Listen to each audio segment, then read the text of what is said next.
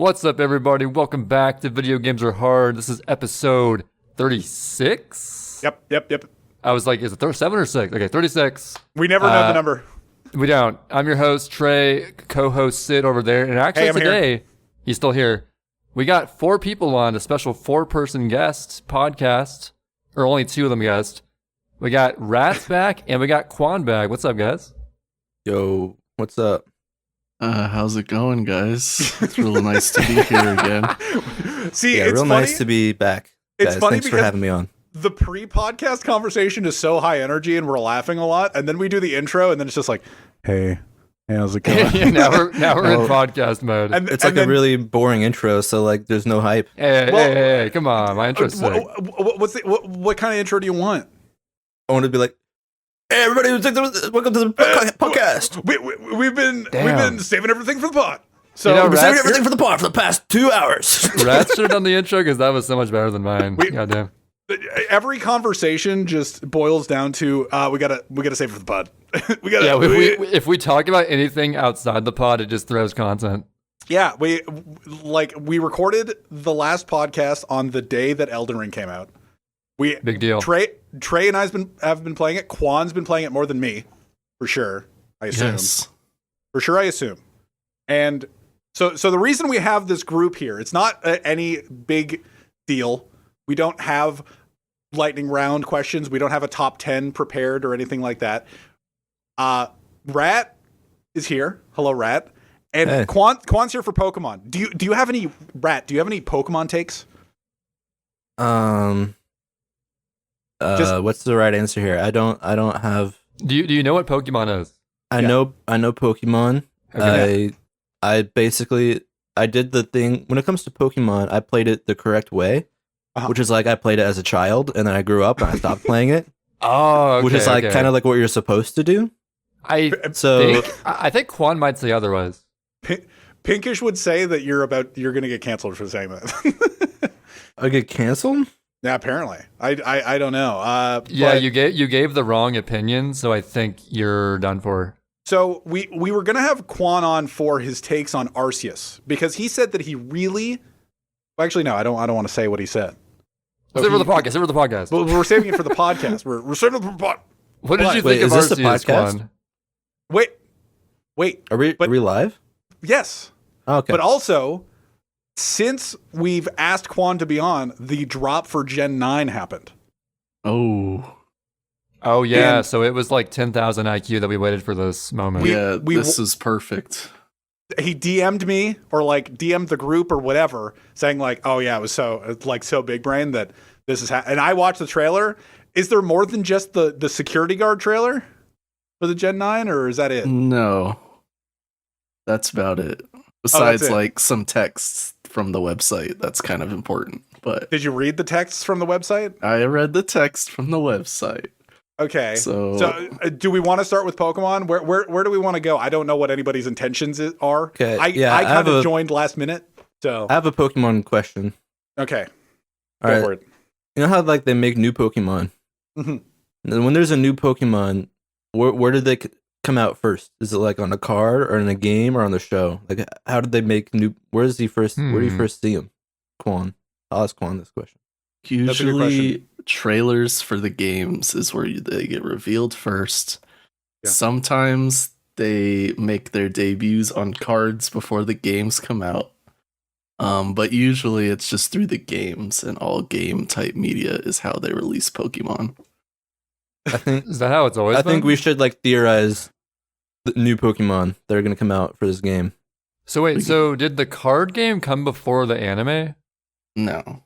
But The anime came first. oh, actually I don't know. I feel like it's probably the same time. Okay. Probably the same exact time they both dropped, honestly. They were ready to just plug everything. So I'm ready for you guys to just take the wheel of this pod and go because I've heard that everybody has topics. I have half a topic. So I'm ready for everybody to just go. Okay, so do you want to start with Arceus thoughts or Gen 9 thoughts, Kwan? I mean, this He sounds labored. So we're gonna just go full Pokemon right now? Then is that how we're starting? What do we want to do? Since I'm dumbfounded. What do we want to do? We gotta do something. All right, so all right, fine. We'll go Pokemon. All right. What else do you want to do? Quan, one-on-one conversation. Something else, but it's fine. Since I was so bamboozled just now. I get it. I'm here to talk about Pokemon. I really wanted to talk about Xenoblade 3, but whatever. I'll talk about Pokemon. Okay. No. I'll talk about Pokemon for you. All right. Hey, I'm down for that too. I want Rats' take on Xenoblade 3. Jesus. All right, we'll get into Xenoblade later, Trey. I'm dying at Sid's reaction. Okay, So- go ahead. Pokemon. I'm gonna ask. This is the funniest one. No, I'm serious. I'm gonna ask you guys a All right. question. Okay, What do let's you? go. What are your guys's like experience with Pokemon the past like year in what you've heard of Pokemon and where you think it is right now as a like franchise? Mostly the games. I'm just like mostly talking about the games. Trey can go first. So I haven't played a game recently, but I've seen a lot of takes on Twitter, both in the extremely positive and the extremely negative.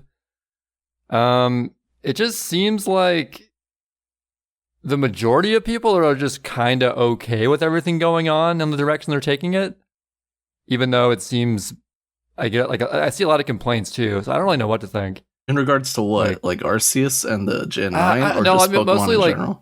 like Sword and Shield and stuff. Oh, yeah. I just see like all kinds of flack towards that, and like clearly, I mean, with Arceus and like what appears to be so far from Gen 9 that I've seen, like, you know, going the more open world route in the main series games. I think Game Freak realizes they can only get away with the charade, the facade of the same game over and over again for so long. So we'll see where it goes, I guess. My take is that everybody was hating on it a year ago, and they were still hating it like a couple months ago on Twitter. And then when Arceus came out, everybody was just like, wow, this looks god-awful, just like everything else. But I think a week or so after Arceus came out, everybody realized that it was good. Oh, actually, I got one more thing. I saw like something on Twitter. Someone compared the new playable characters from Gen 9 to Sword and Shield stuff. And they were like, man, I missed the look of Sword and Shield. And there was like a response like, man, Pokemon fans just never know when to be happy. Like, you guys, where were you guys back when Sword and Shield came out? Come on. Does Rat have a take? Do I have a take? I just remember people raging about like how the trees looked. Yeah, there was a really famous tree. We can talk about trees. We can talk about trees Everyone was later. raging about how the trees looked. Yeah. That's, I mean, there was the Pokemon Snap game. That was cool. I forgot that existed, right? Yep, The it definitely new did. one? It's like the new Mario Golf. It existed. Okay, we don't talk about that. We forget it exists a week after it comes out, but it existed for like a moment. It was fun for a few hours. So Kwan, what you asked us that question? What is the end game to that? So I just wanted to gauge what has been the talk lately, because it kind of what you guys were saying kind of lines up with me as a 20-plus-year-old Pokemon nerd who still plays these games for some reason. And when Rat earlier in the pod was like trolling saying, well, I grew up and stopped playing, that take actually wasn't even like, that was actually a decent take on how you should probably enjoy Pokemon. I'm not even playing. That's how I felt until this past month or so. Well, how can you say that? Because you were on the top 10 pod and you said your top 10 would be Pokemon games. And that's from somebody who is 20 plus years old. It's not like you've been regretting playing Pokemon for the past 6 years. I'm just saying in regards to the games that have come out since I've become an adult. Okay. Like, the correct choice would have been for me to just not play Pokemon anymore, so I didn't have to deal with these games that are coming out and all the disappointment. That being said, so Arceus came out. I'll talk about that later. But first, have any of you guys seen the show Euphoria? No, but No. I've heard a ton of stuff about it though. Okay, there's this character named Rue. It's Zendaya's character. She basically, her whole character arc is just going deeper and deeper into a pit of like depression and drugs until she reaches like absolute rock bottom. And that's what it was like being a Pokemon fan from like 2019 from 2019 to November last year, when they released, in my opinion, the absolute worst Pokemon game ever. And it's not even close, being the Brilliant Diamond and Shining Pearl, like the Gen 4 remakes. Wait, really? Those were the worst? Those were the worst? It's not even close. They're the worst. Wait, how did they mess up? How was the remake so bad? It's just... Okay. I could talk about this for literal years, but first of all, Diamond and Pearl themselves are actually really bad Pokemon games. They're actually not good. They're like low 25% of the games. You know for what, sure. Quan? I'm really glad that you're saying that. As the resident Pokemon expert, I feel reassured by you saying that, because recently I've felt kind of crazy. Like, I hear so many people like, oh, Gen 4 is the best. Gen 4 is by far the best. And me personally, I loved Gen 3, but then I played Gen 4 and felt kind of about it. Yeah. And that's when I stopped playing Pokemon.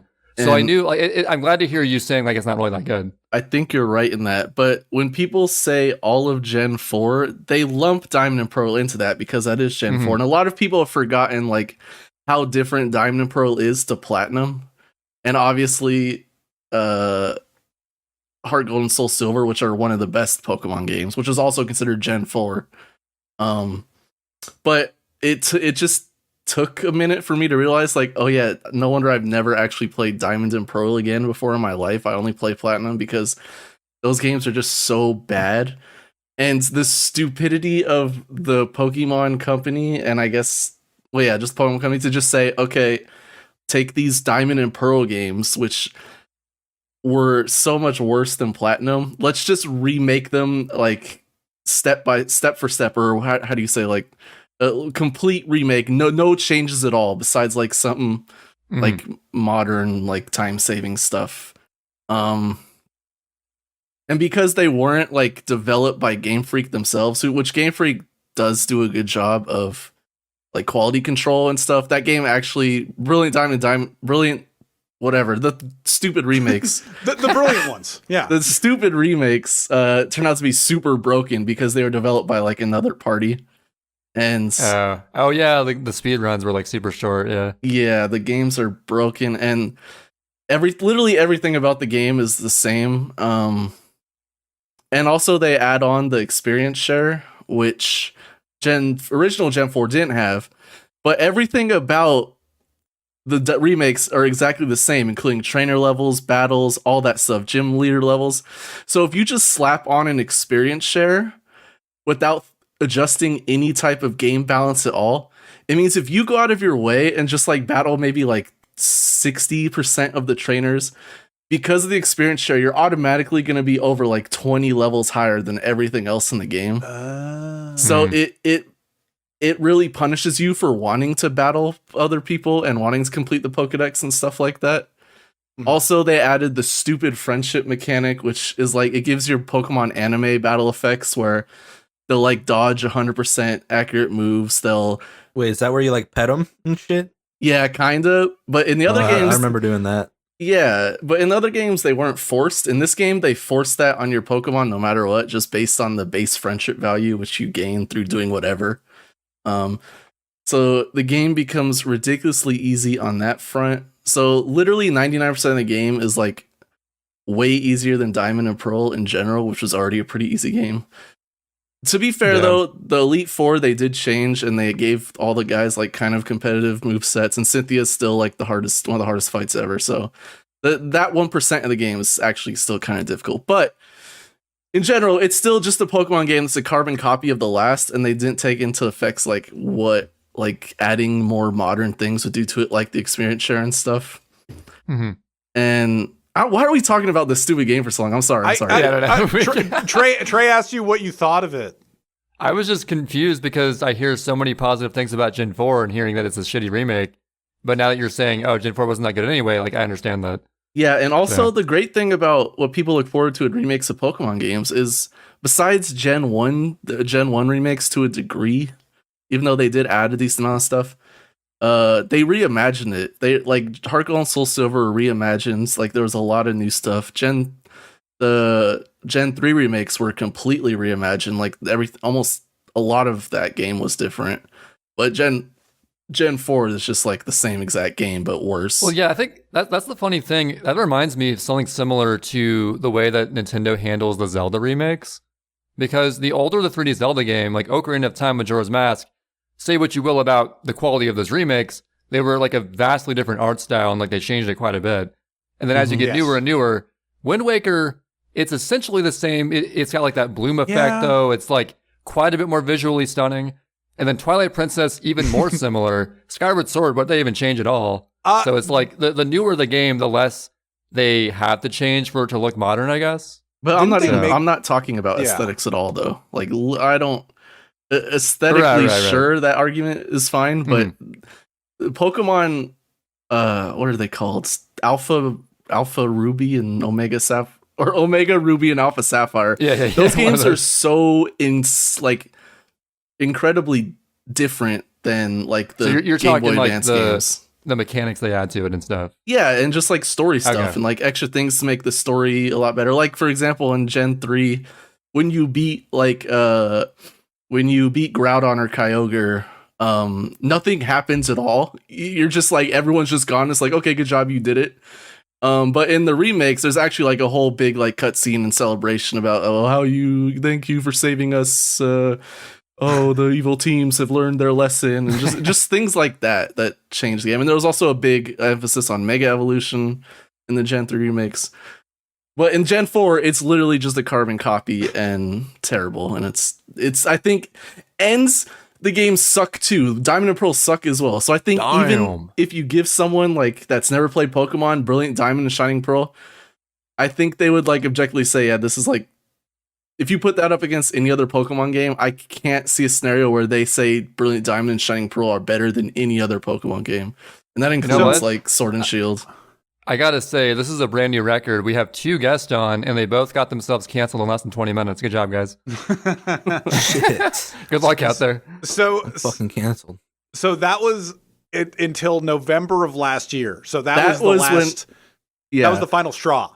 That was when I was in my Rue moment of like, I just like overdosed on drugs. Way too many welches. Yeah, I've welched out so much. I've gone to injecting myself with heroin. Like, it's the point where like, there's no way my life could get better at this point, and I'm just gonna give up on Pokemon as a whole.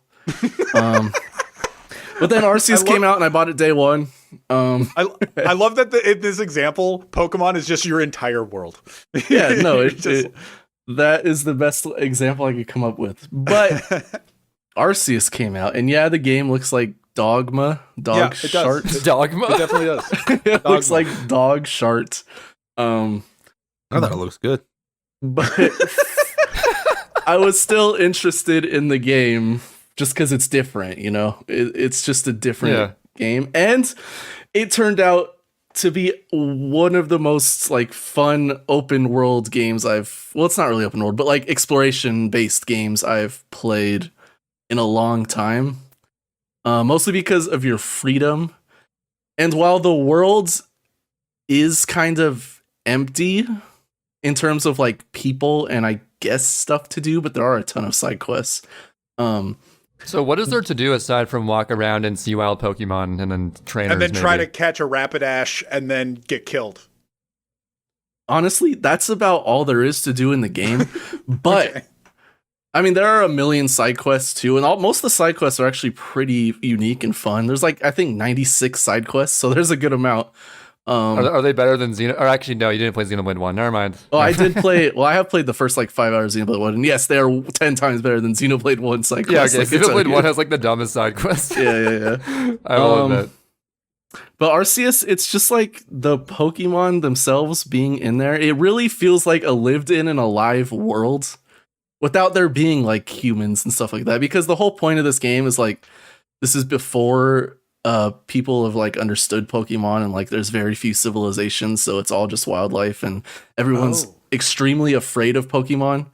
There are very few like actual trainers. It's like super rare for a human to own more than one Pokemon.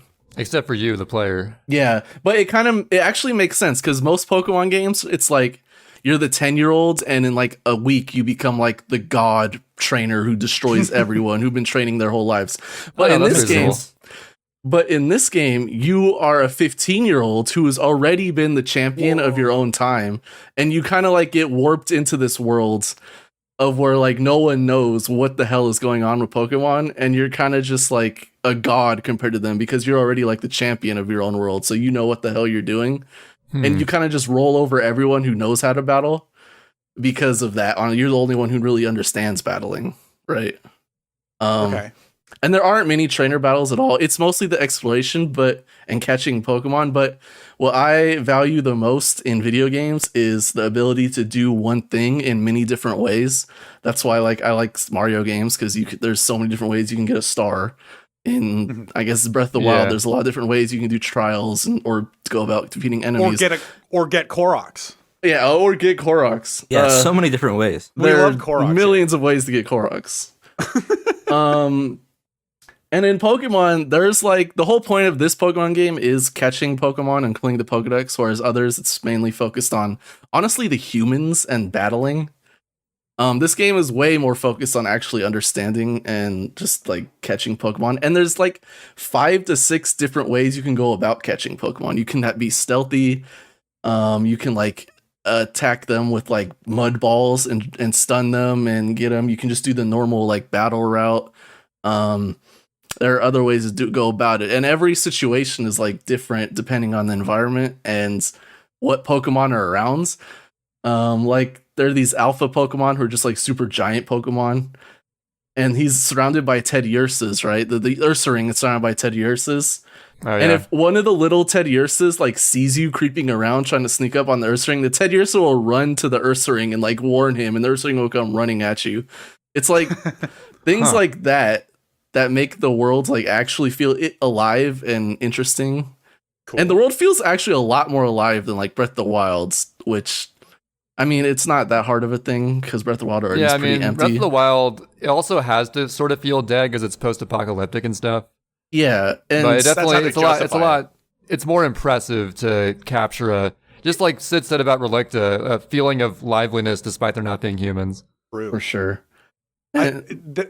It's also been 5 years since Breath of the Wild came out, so I don't know, like having a game inspired by Breath of the Wild and have like open world, and then I feel like the only way to make the world like in Breath of the Wild better is to make it feel more lived in, and by like putting anything in the environments more than just like guardians. Dude, the whole world's just the whole world is just lived in by Yiga clan members. Yeah, Yiga clan members. That's it. That just go like Lunk. What was his name? Lunk, Link, Lank. I don't know. And it's lived in by Koroks. The Koroks, yes. Exactly. But that's like for Breath of the Wild haters. That's like the biggest thing they talk about. It's like, oh, the world's so empty and boring. It's like, all right. So then Arceus has Pokemon filling it. Arceus is and it's not every like environment. Every little area is different just because of the type of Pokemon that are there. Yeah. And I don't know. I just think it's a really good game. And graphically, obviously, it looks like sharp. We'll get into that, though, when we talk about Gen 9 a little bit. The good thing about Arceus, though, despite its first trailer, which had things running at like 10 FPS, it mainly runs at like a solid 30 FPS. It rarely ever drops frames, like a lot less frame drops than Breath of the Wild. I'd say. Dude, I gotta say, after playing XCOM 2, anything running at 30 FPS is really impressive on the Switch. So I gotta give it props for that. They did a really good job of optimizing it. I guess that's why the resolution was so bad, and a lot of the renders are so low quality because they wanted to. It's run at 30 FPS, which was the right choice because this game is very action oriented. It's like, and then the boss fights in this game are like Dark Souls. It's weird. This game is like a mix of Breath of the Wild, Dark Souls, and Pokemon. That's cool. Very interesting. Well, before Elden Ring came out, wasn't Breath of the Wild the like open world Dark Souls? I feel like that was the thing. I think Breath of the Wild sort of redefined what an open world game can be. Yeah. And ever since then, like all these newer, like Elden Ring and stuff have sort of like taken that, made it more interesting. And then, yeah, that's Breath of the Wild started so many things. Like, yeah, I know when Every Breath of the game Wild is Breath came of the out. Wild now. Well, yeah, well, exactly. It's crazy. What? There was the Nintendo Direct that had you. Was it a Nintendo Direct or was it the Game Awards showing a Breath of the Wild like environment where you could just like shapeshift like in Witch-It? Is it Witch-It, the game that you can change into the props and stuff?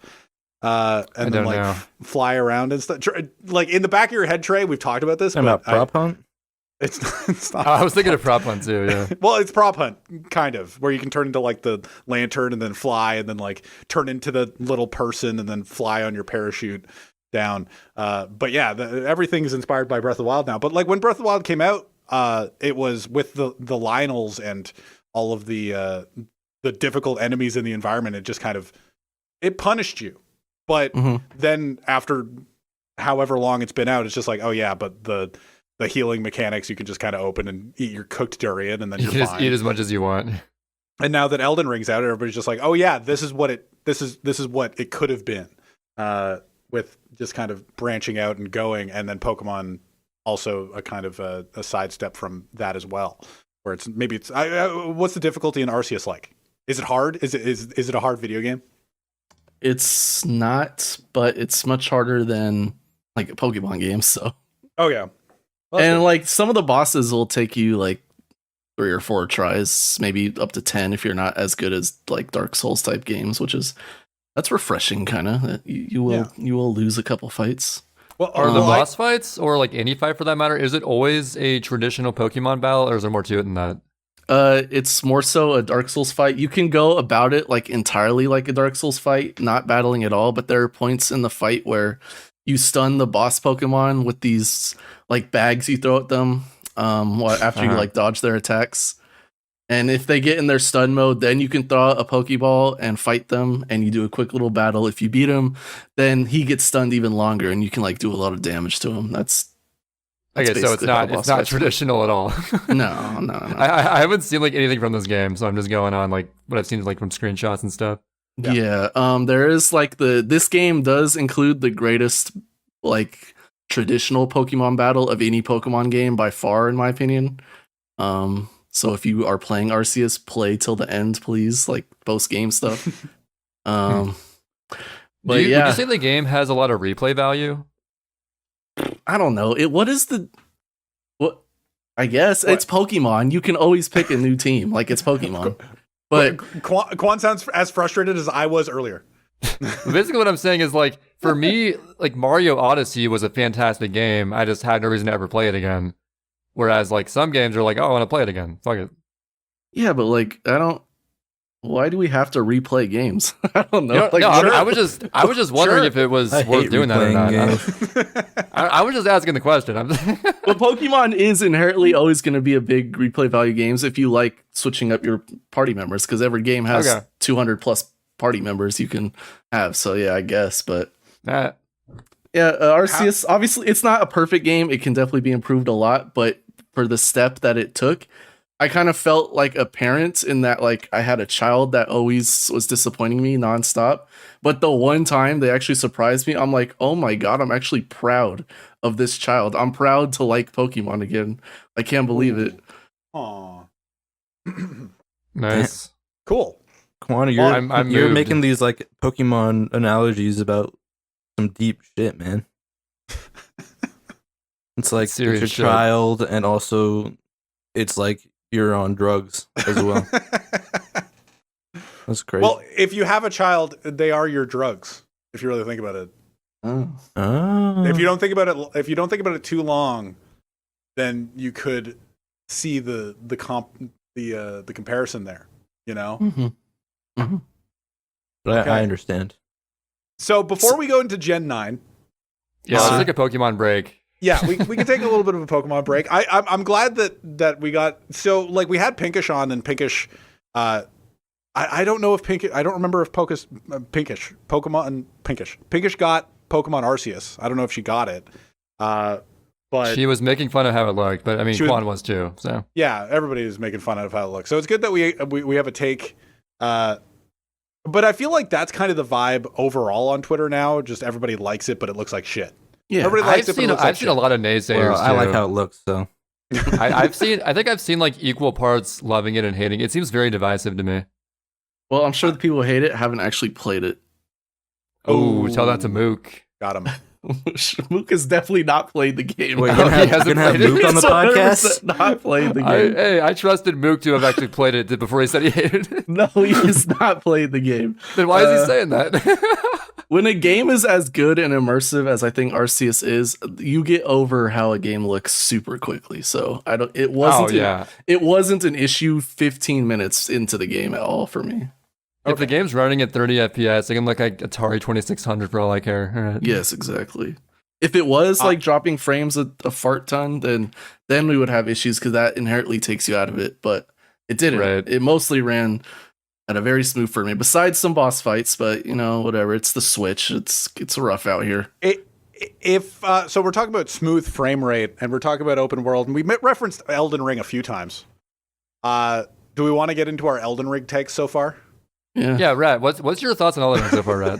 Oh my god, Elden Ring is probably the best game I've ever played ever. It's so good. Dude. It's so fun, and I love all of the graphics and the weapons and the dialogue. That describes every game, yes. And the gameplay and the frames and the mechanics. The story. I love the story. I love the frame rate. It's so crisp. I love it.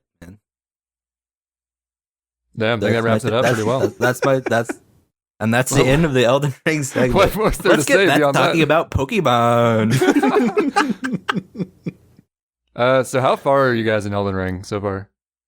I'm only about 6.5 hours in. I haven't had a huge opportunity to play it. My biggest opportunity to play it is going to be after this podcast and tomorrow, because I've been fairly busy. But I know that both of you are further than me. Like you started your stream yesterday, Trey, at 9 hours in, and you streamed for 7 hours at least. Yeah, to be fair, half of that time I didn't make like any progress. Yeah, you were just complaining. I was doing some like thing that was definitely a later game than I should have been doing, but it's like, but I'm so close to. I can definitely beat this. I'm like right there. After 3 hours, I just like lost patience. So I was like, fuck it. And then you were just getting shot by this light arrow over and over again. See, that's the thing is I'm in some regards, I've been good about moving on in this game. It's like, look, it's open world. You're going to encounter stuff that like you're supposed to go to later in the game when you're more leveled up. I understand that, but sometimes I'm like, I think I could theoretically do this. I'm going to waste time on this, even though save time to do it later. Fuck it. I've been too good about that. Like you're saying that you haven't been good enough about moving on from a thing and just kind of going in the Dark Souls cycle of I died here, I need to go get my souls. Oh, I died here, I need to go get my soul. Oh, I've been good sometimes, bad other times. It's been like a mixed bag for me. I've been too good. I get to the end of a dungeon, I get to the boss, I try it like 4 times. I'm like, I should probably level up. I leave, and then I think I've done that 5 times. So I have like 5 bosses that I haven't beaten that I have access to that I'm just like, I'll get back to it later. And I've only beaten one boss so far. Thank God you can mark stuff on your map. That's like so useful. Yeah, I've only beaten one boss so far. I've only beaten that horse boss right at the start. That's actually pretty impressive because that guy's tougher than most of like the early game cave bosses. You think so?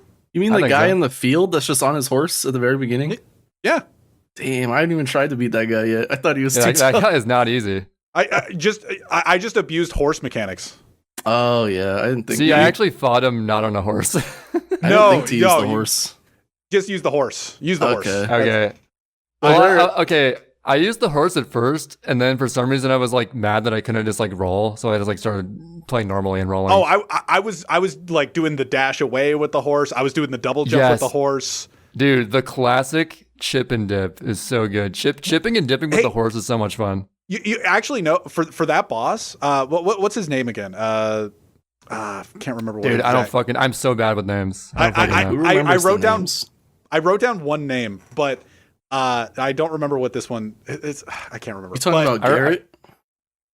No. I don't even know Garrett. No, I'm not talking about Garrett. Literally, you just kind of have to stay close on his shield side. I feel like that's kind of it. And then he's kind of beatable. I almost beat him like twice, and then he has this combo where you try to double jump over him, and he has like this up swipe that kills your horse and knocks you to the ground with like half health. And I'm just like, I think if he swings, I'm dead before I get Talking about up. Wolfman? Talking about Wolfman. Wolfman, that's his name. But yeah, so that's the only boss that I've beaten. Other than that, I've like tried a few times on other bosses, and then it's just like, nah, I'll move on because I'm level 10, level 11, something like that. So that's where I'm at. Kwan, where are you at? I love this game, by the way. This game's crazy. This is my first Dark Souls type of game ever. Really? Yeah. Cool. I'm mixed on whether or not it's like a good place to start. I guess it's a good place to start. I don't know. This game is From what I played so far. Sick. And also, I think I've been playing on kind of hard mode the whole time without really knowing it, because I had no idea equip load affects your roll speed. So I've been playing with the fat roll, the really bad roll this entire time, which is That's so classic. Bad. It's so bad. That's classic Dark Souls. All my IRL friends are grinding it. Are you Rat? Have you thought about getting it? Are you what's your thought process on it? It's just not the type of game I play. I don't like. I've never played a Dark Souls game. Mm-hmm. Yeah. I've barely even like watched it. Like my friends are all like, my friends keep playing it. Like they play it in Discord together, and they all like screen share their game, I guess, so that they can see where each other are. I don't know, but like one of my friends has 68 hours in it. Golden Boy, McKirby Games. Damn. Dude, 68 is so much. He has 36 hours in it. Pyro Shade has 72, as you were just saying. Yeah, I'm pretty sure, unless he's played more. Yeah, I only have. I think I have 7.5, and that's with like probably leaving it on in the background for like an hour or an hour and a half. So not quite that much. I'd say I have like. Go ahead, Kwan. I'm at least 18 hours in, maybe more. I played a lot. I've beaten like upwards of 10 to 12 bosses. Damn. All side bosses besides the first main boss, Garrett. Or Margit. You call it, it's Margit, right? No, it's Garrett. Are you saying Garrett? It's definitely Garrett. It's Margit. We're calling him Garrett from now on. All right, Garrett. Margit. Is that the soldier guy in the tunnel below? Or what boss is this? No, Garrett. You haven't seen him yet. He's the main story boss. He's really hard, actually. Like he's like the guardian of Stormvale Castle. Yeah, sure. Even like actual Dark Souls players are saying like, "Yo, this is like the craziest first boss ever." That Garrett guy, and I somehow I beat him without even knowing there's a better roll than the worst roll. So I guess I'm a god. That's super impressive. I didn't know that the tutorial tunnel existed. Tutorial tunnel's hype. I didn't know you just didn't drop down there. Well, I just kind of went, and I know how to play Dark Souls games. I've played Dark Souls 1 and like most of Dark Souls 2, so and most of Bloodborne. So I was pretty okay. I did figure out in the environment that the counter strike existed, where I just kind of got hit on my shield and I pressed R2 and it worked, and it was like it was like a Sekiro counterattack, and I was like, huh, okay. So then I kept doing that because that's cool. Oh, and so that mechanic's in Sekiro? Well, Sekiro has like a lot of counter type mechanics. I've never played Sekiro, but I just assumed like that counter thing was new to this game for some reason. It's Sekiro-esque, I feel. But yeah, that I just did naturally in the environment. I'm like, oh, okay. And then I think you were talking about the tutorial tunnel, and I'm like, oh, there's a tutorial tunnel? I'll go back to the start. And I was mentioning it. I mentioned it because I said how like my game crashed when I entered the tutorial boss the first time. Oh, yeah. And I was like, yeah, I'm going to change these settings to low settings now. I think I'm still on high. But yeah, so I did the tutorial tunnel, and the only thing I learned doing the tutorial tunnel was that those little statues I can't remember what exactly they're called, but the statues like outside the boss room or randomly. It's like, oh, if you die near them, you can choose to spawn there instead of at a grace a bonfire. And I was just like, oh, I never knew that these existed. But that's it. I don't understand what causes them to activate, but they're super useful. I mean, Sure. they activate when you die in the vicinity of them. And then you Right. have the It's just option. like, I don't know. It's not really clear like how close you have to be to it for it to like work, but it Yeah. typically works. So I'm sure Yeah, there's like a big like circle that it Yeah. kind of covers. it just doesn't tell you at all. Yeah, because like some sides of it, even if you're close to it, you won't respawn. But like if it's like facing you, it just depends, I guess. I just know that one of the bosses that I ran into that I haven't beaten yet, what's it called? It's called the Erdtree Burial Watchdog. Is that And the one with the 2 dogs? No, it's just like it. Frankly, it looks like a cat, and it's at the end of a tunnel, and there's 4 little like mob enemies around it that are like of that tunnel. I've never seen them outside of that tunnel. You talking about the levitating cat with the knife? The levitating cat with the knife. Yes. Yo, that guy's awesome. Dude, that I was don't like think my I've favorite seen- boss. I don't think I've seen that guy. When I first saw it, I was just like, "This is the scariest thing I've ever seen in my life." Dude, he's crazy. It's just so scary. He's just looming the whole time, and you're just like, I'm just trying to kill these mobs, and he's just like, yeah, I'm just gonna beat the fuck out of you. And I'm like, okay, well, awesome. And he just like floats. I don't understand him. I haven't beaten him yet. Oh, he's He- like the he- freakiest freak for sure. Like the 3 faces that it has are like emotionless, but it wants to murder you, and it like flies in the air and just kind of comes closer to you, and then hits this massive sword on you, and it's just it's just a stressful fight, and I haven't beaten it yet, but when I beat get him. a higher level, I beat him because I play the game. All right, I don't really know anyone who like plays Dark Souls. I don't talk about Dark Souls with other people. So I just kind of win the game. Like I just want to play how I want to play. So I just pick like a mage and I just spam magic all the time. And it's actually pretty fun. And like, And I was telling you that's kind of woke. yeah, it's pretty. I just like send out my little summon, and then if the boss gets distracted by the little summon, I just spam my magic and just like obliterate these like little mini bosses. It's fun. I'm broke, and I got like you're woke. I'm broke. I got the hero class, and I'm just like, I'm gonna just hit people with my sword or my axe, I guess, and then have my little shield. That's seems kind of so boring. I mean, I still have to do that. I'm kind of balanced in strength because there are enemies where magic just doesn't work because they're too fast and they'll just dodge it. Well, and also you only have so much FP, so that too. But you can like load up on the magic, the flasks, and True. it's fine. You got to sacrifice your healing flask for that, though. Yeah, but you don't need to heal if you're like, oh, he's 20,000 yeah. miles away. It's firing magic at them. If you're never close to them, you're never able to heal. That's true. Maybe I need to play this little game. It's fun. I think I should. Where? I think I should try it. Try it.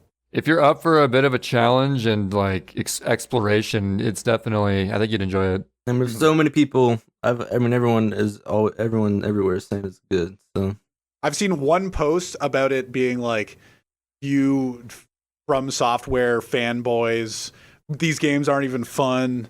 Like, why do you do this? I've seen one post like that, but that's it. Well, that's because it's the internet and everyone's on the internet, including dumb people. So Yeah. Or it was just a bait. It could have been just a bait. It got like I think like 180 responses or something. I like saw- that. Well, you so- see, here's the thing, right? It's his genuine opinion until he gets enough negative response to it. Then he says it's a bait. So I guess. you never know what's going to be. I saw But, Trihex go viral. He went viral off of like responding to an obvious like From Software fanboy bait, and I thought it was pretty funny. Yeah. Hey. So I'm like 25 or so hours in, Ooh. and I was streaming my whole playthrough for like the first 15 or so hours, and then eventually I hit a point where I'm like, I'm gonna try not streaming and playing, and see how my mileage goes from there. First of all, the game runs better when I'm not streaming. No. It's less choppy, which is nice. And you're way better at it. Well, partially true. I don't know. When I'm streaming, like, I think this once again proves I'm just not a streaming person. I'm not a fan of blind playthroughs streaming wise. Sure. It makes the highs higher but the lows lower, because I find that I am so much more patient and willing to learn how to get through stuff when I'm offline versus when I'm on stream. I start like getting a little bit flustered and like people are seeing me. I got to like learn how to do this fast. Come on. But when I'm offline, I can like really soak in what I'm doing, soak in the environment as well. Like really just appreciate the game better. Oh, yeah. As dumb as that sounds, even though I wasn't using face cam, I wasn't really talking that much. I get the vibe from the games better experiencing it the first time when I'm not streaming. So like, I might stream like occasional bits of my gameplay, not doing the whole game though, like for sure. I think I just enjoy not streaming a lot. Well, we got enough. Like I watched enough of you. Like on this, I actually was playing Elden Ring on one monitor and have your gameplay on the other. And I wasn't like watching it all the time, but when you were like, this guy doesn't miss. This guy doesn't miss. This guy doesn't miss. Yeah. And then that was probably my favorite part. It's also really exhausting having to like commentate and stuff. I just want to like chill out and play a game and just vibe to the game. Yeah. I don't like the whole streaming thing. Yeah, if you like streaming, I respect people who like streaming. It's just not for me. I don't know how you guys do that streaming thing, bro. I think the only time I've ever genuinely had fun streaming is when I was hatching Pokemon eggs for shinies, which involves literally doing nothing. Yeah, that's why I enjoy King Boo grinding. It's like no effort. But yeah, so, and then as far as my playthrough, yeah, I've done like, I don't know, like a dozen or so bosses. I don't really know. Some have been really good. Like there's this crazy ghost skeleton horse thing that was like the boss of the area where I was like, this guy never misses. This guy never misses. It doesn't miss. And this guy doesn't miss. I had like sort of a get good moment with Crucible Knight. I don't know if you guys have encountered him yet. There's a guy named Crucible Knight. It's one of the guys that like, it's one of those like rings that teleports you to like its own arena, and that's where you fight him. And I actually streamed that fight. It took me about an hour and 10 minutes. Oh, I saw you fight this guy. It's a fight where you literally have to learn the parry timing or you stand no chance. And it was kind of interesting. It was like, huh. And someone in my chat even mentioned it. This game has a lot of parallels to Sekiro, because I guess apparently in Sekiro, there's a lot more, as you said, countering stuff needed to really do well in it. Yeah. Whereas I'm used to like in DS 1 through 3, with the exception of maybe the final boss of DS 1, Gwen, you never really have to parry ever on the boss fights. You can get away with just roll timing just fine and slashing away. For sure. Crucible Knight though, if you're not parrying him, there's just like almost never an opening to get in there. So, and again, like his attacks aren't too hard to parry. I can get like multiple in a row, but if you miss just like a couple, you're gonna die. So it's very punishing, but it was very rewarding to beat. And also the way that I beat it was hilarious, because he killed me the same frame that I killed him. Oh yeah, and it still counted. So I was like, fuck you, I'm out of here, peace. Oh, I did that too with the boss. Yeah, it's so funny. I feel like the biggest change, or the biggest difference that I've found with this game versus other Dark Souls games I've played, is that it seems like FromSoft is way more comfortable with having enemies just keep fucking swinging at you. And yeah. And I was just like, okay, so when is my opportunity? I'm never gonna get an opportunity. I'm just still rolling. Yep. Yeah, you just have these bosses, or not even bosses, like some just casual enemies, like the horned whatever people you were running into yesterday in that same area. And I ran into just an area where they were summoning this massive dude with a sword. I don't know. And he started running at me. I'm like, okay. And he started swinging at me, and I'm like, okay, so how many swings has he got? Like five, and then he stops. And then I roll in and try to hit him, and then it was a sixth. And I was like, oh, okay, so maybe more. And he just kind of just keeps going. He just keeps, if you're close enough, he just keeps swinging at you, and there's barely ever an opportunity. So I don't know if I have to learn how to parry, or there's something like that. There's some boss or some enemies in the game, like there's these tentacle dudes on beaches and stuff. I have no clue how to fight, just like up close, because they never stop slashing their arms at you. Yeah. So I just ignore them. I'm like, I don't know what the fuck to do with them. I know what you're they're talking impossible. about. Is it that giant like ball of tentacles? Yeah, the ball with tentacles coming out of it. I have no clue how to fight those things. I don't know either. I saw one like little message on the ground saying you have to crit him, but I have no idea how to crit those guys. So I don't. Huh. Yeah, we have to figure that out somehow. I don't know how to crit anything. I just randomly get crits, and I'm like, dope. Yeah, me too. Usually, Yeah, unless like I there's sneak the up behind someone. backstab, but Yeah, well, it's backstabs. Yeah. Does the counter attack count as a crit or no? No, it's Okay. more it's more damage than a regular right powerful shot, but that's it. Okay. We talk about how this game is literally Breath of the Wild because the jump slash is so broken.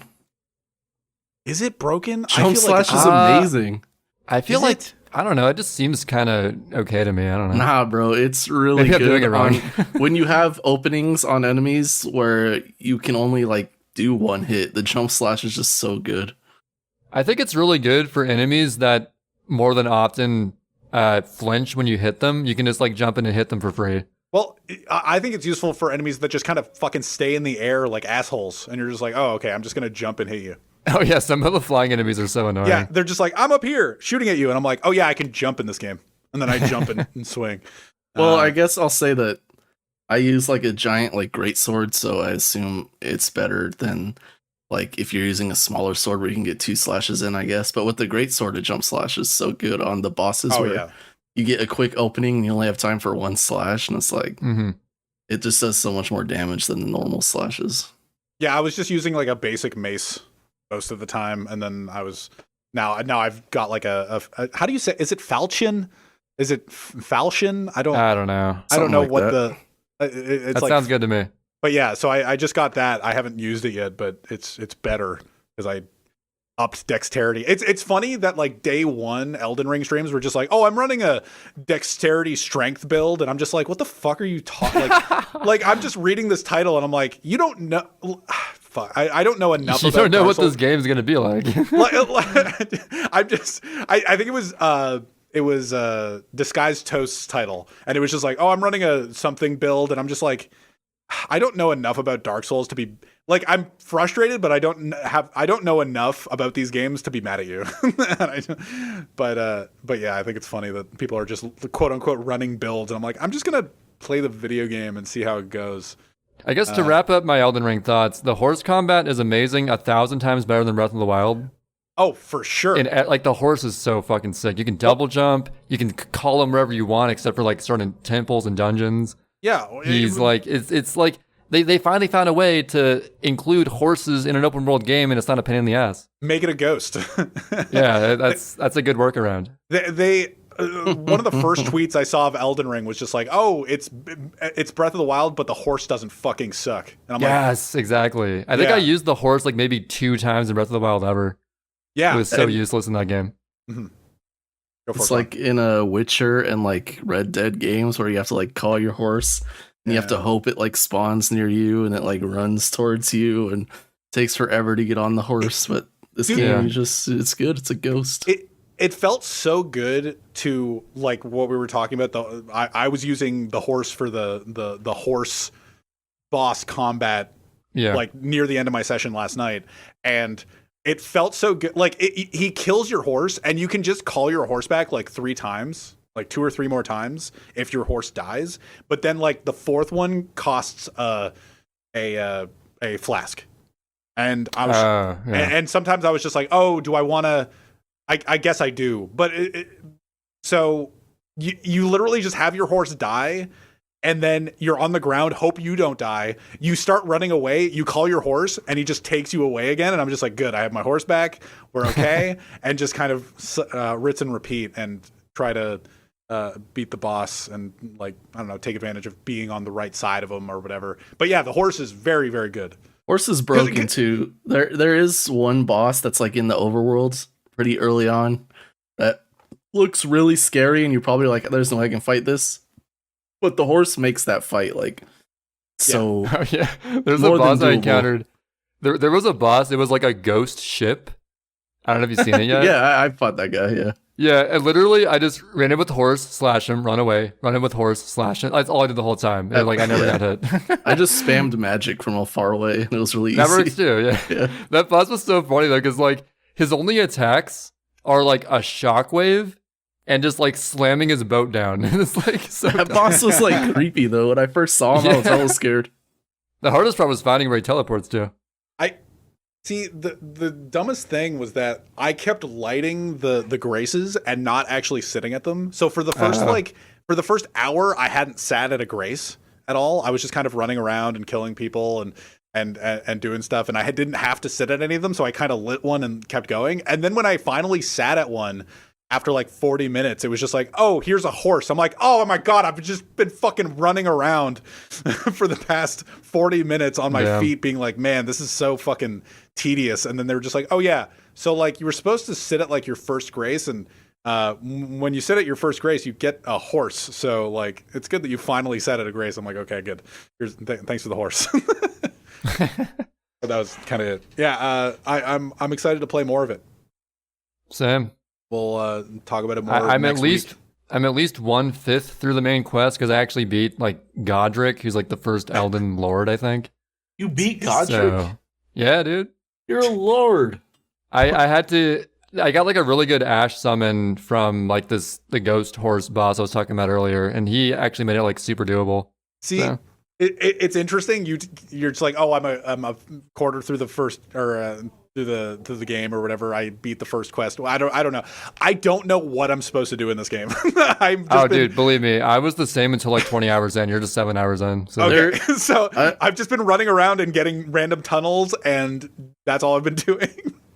There is a signifier on the map that makes it pretty easy to know like where the main quests are. I don't know if you want to know, but there's a way to I figured it out right away, and I rushed the first boss, Garrett.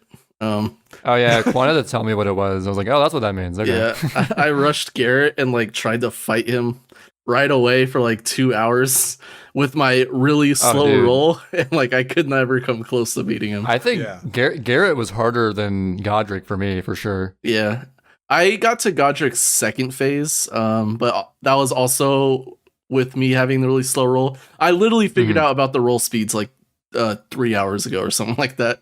I saw that Lou Marty tweeted at you about that. Yeah, that's how I know, which is funny. Thank you, Lou Marty. But yeah, that's any more thoughts on that? Are we good on that? I think we're good on Elden Ring. Next week, I'll have a lot more. Sure, I think we all will. Rat was really adamant about coming on here. What have you been up to, Rat? What's going on with you? Hey, what's up? Are we still on? Yeah, you can wake up from your nap, Rat. Okay, I was asleep. Hey, you want to play Elden Ring now? Yeah, it sounds actually. You guys might have convinced me, and my friends are all playing it too. I feel pretty left out, and the only game I've been playing FOMO into it, Rat. is still Dota, so which is multiplayer. So it'll be nice to have like a single player game to play. Mm-hmm. Cool. No, Dota's cool. They just finally updated, new patch. Finally, there's a really long time since they won. Yes, but I won't go into detail. But they changed some things up. That's cool. Let's see.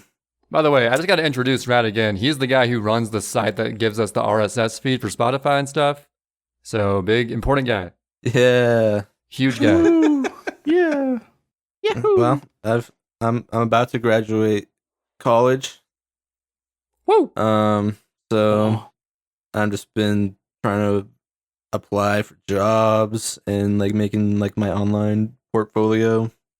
Cool. Resumes, cover letters, all that stupid. And you're super into like video editing, like effects and stuff. Yeah, I'm a videoman. I've been trying to just like teach myself more After Effects. I think After Effects. I really need to learn After Effects at some point. After Effects is such a good tool. Sick. You can do anything and everything with After Effects, and like if you can't do it, then there's a plugin you can get for it that lets you do it. So yeah, it's really. I've personally been sort of demotivated on video stuff recently, but honestly, I want to try my hand at After Effects stuff if I ever want to make a video. I think I'm going to like give myself a challenge where every video I make, at least at some point, try something in After Effects or something new in After Effects and like slowly learn that way maybe. Not to like do it all at once, but yeah. It's like there's so much shit in After Effects. It's like really complicated, but there's a lot that's like really easy that looks complicated, but it's not. A lot of it's just like you add an effect and there's like a million different switches and variables you can change, right?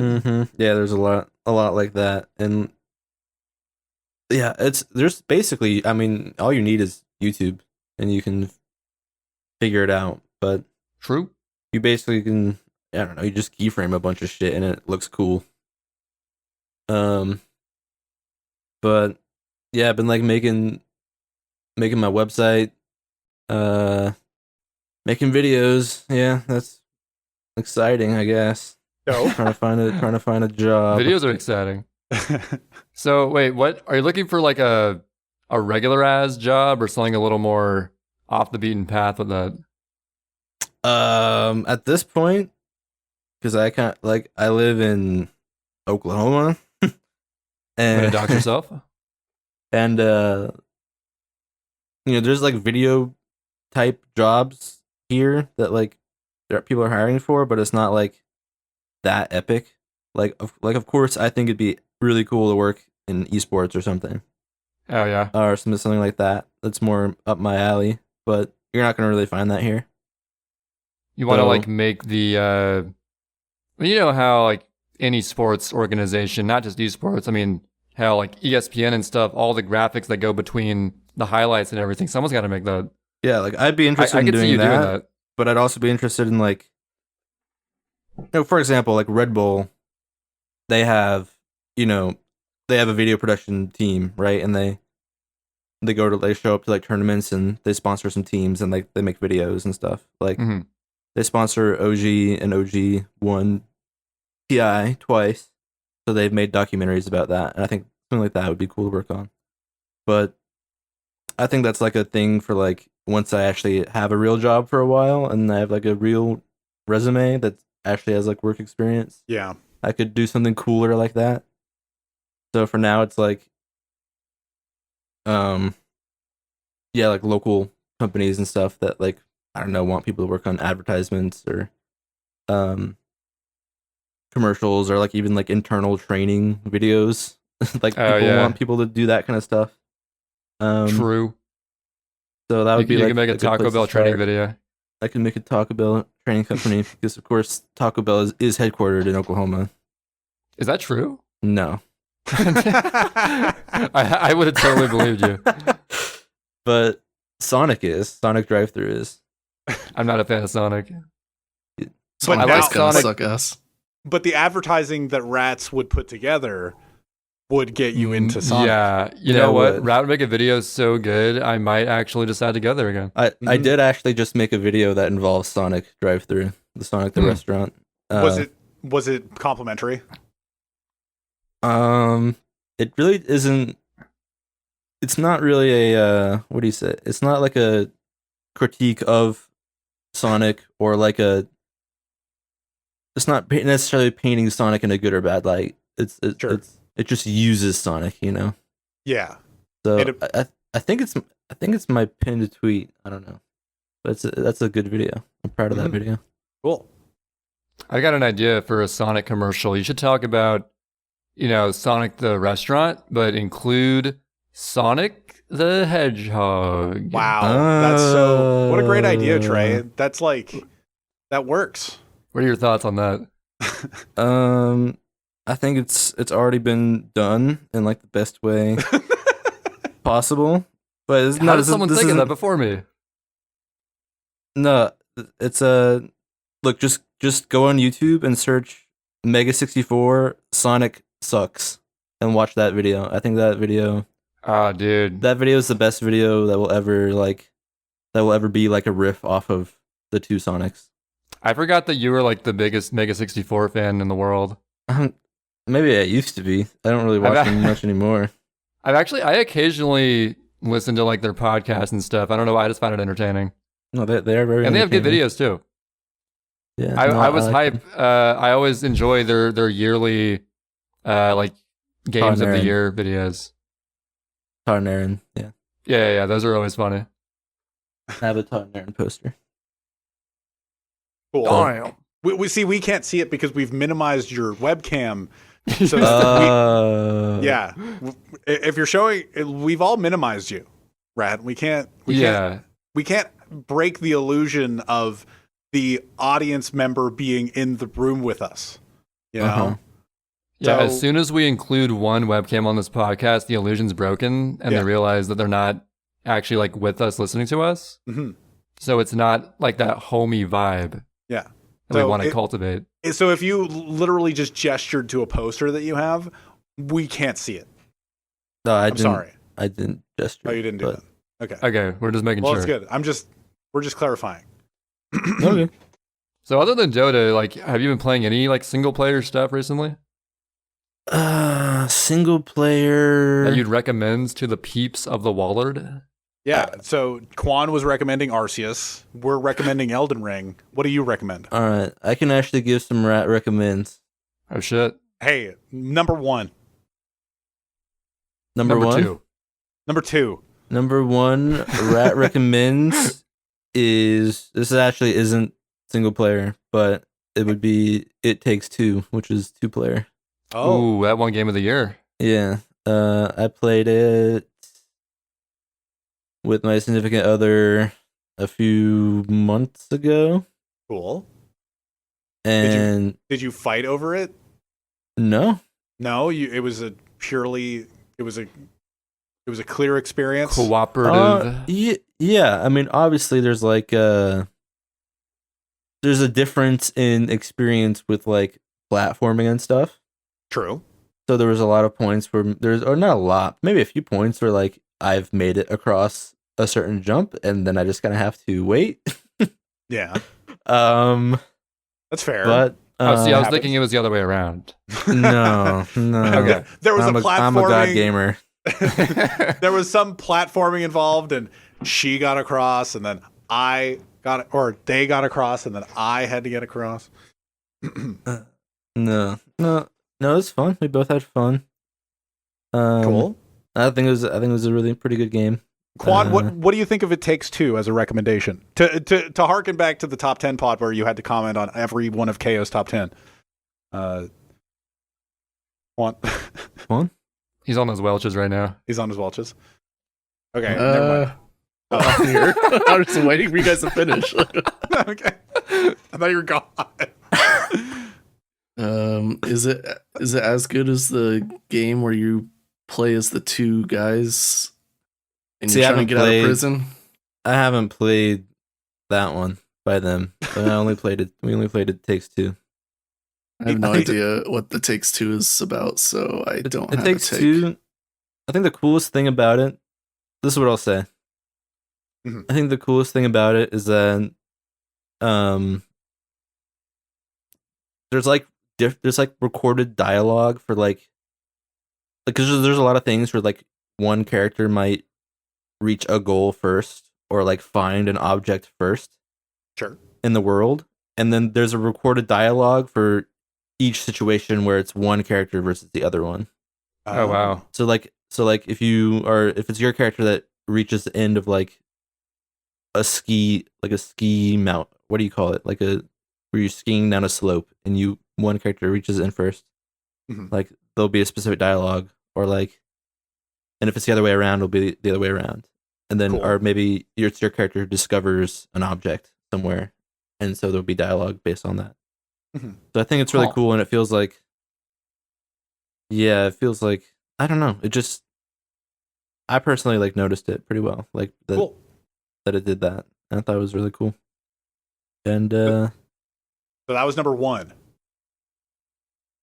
yeah, the other rat. Okay, more rat recommends. Rat recommends. Rat recommends. Our new segment. Rat week. recommends Beat Saber.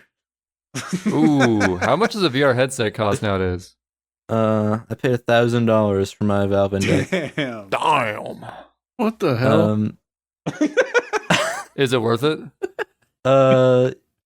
When I first got it, I played it for like a couple days, and then I didn't touch it again for like a year. Not worth Yes. it. And then I started playing it a lot, and started playing a lot more. Like I played a lot of Beat Saber. I don't even know how many hours of Beat Saber I have. So is Beat Saber like the best VR game right now? The best? VR chat. Probably Resident Evil- not. Resident Evil 4 VR, Trey. Oh shit! It- I know what I'm playing when I get VR. Half-Life Alyx came with the Valve Index. Like you got a free code, and I haven't even played it yet. It probably is arguably the best VR game, Wait, but I haven't so- even played it. Wait, so you got a free game with your $1,000 headset? I They should have did. given you the entire Steam library with that thing.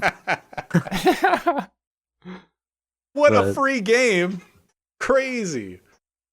Have you tried Resident Evil 4 VR?